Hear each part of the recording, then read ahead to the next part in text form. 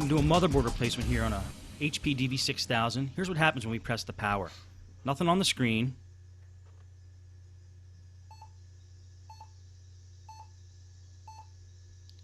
And we get a couple of beeps there. Now it could be an error code. You can check that on the HP's website, see what 4 beeps mean.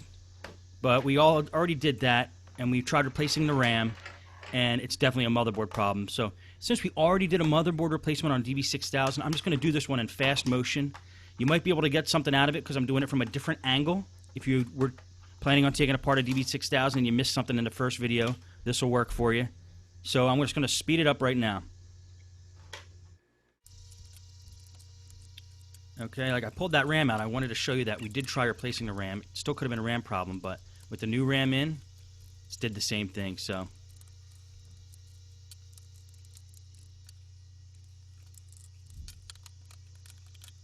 let's pull the front keyboard off, then get that hinge cover plate off, which has those 2 stingy LCD cables attached to it.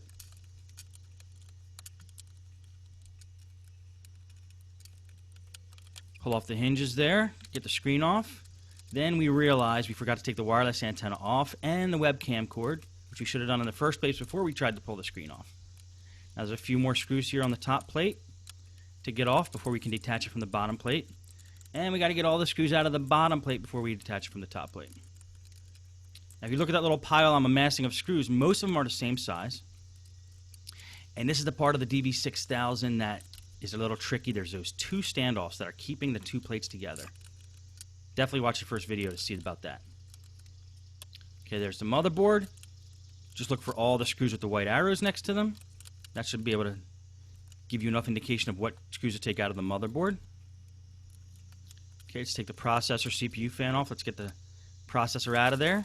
Take a new motherboard, pull it out of the case, and that was the wrong motherboard, so I'm going to pull the correct motherboard out of the case. I'm going to reattach the CPU, the fan, and the heatsink. Yeah, I had 2 motherboards sitting over there. I accidentally pulled the wrong one, but it's a blooper.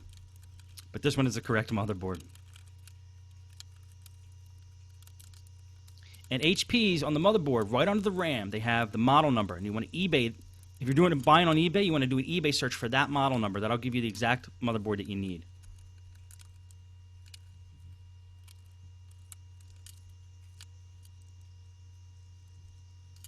Make sure you reattach all the LCD or all the cables, the ribbon cables. Get those standoffs back on. Reattach all the screws.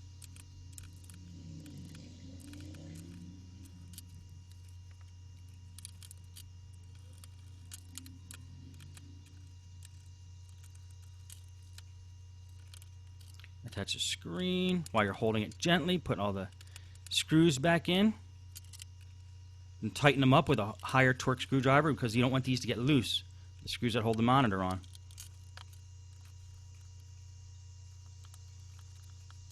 Man, I wish I could really do laptop repairs this fast in real life.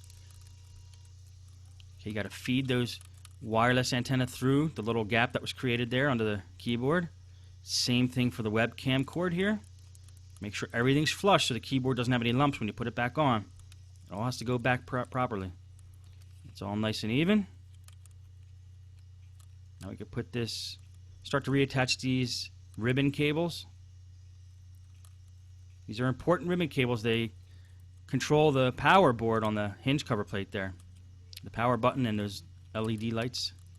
The quick launch, I think they're called. Make sure all the screws are in. Let's throw that keyboard in.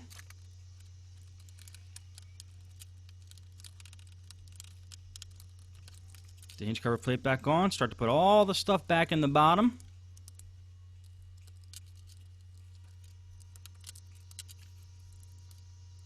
The wireless card. Reattach the wireless antenna.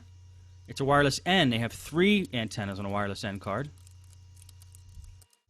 Okay, we're going to slow it back down to normal speed right at the end here just to see what the final result's going to be. Just going to throw this last cover on, which covers the RAM and the wireless card. 2 screws holding that in.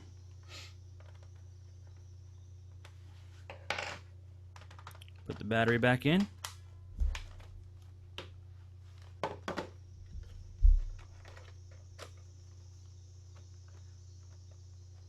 Hit the power button.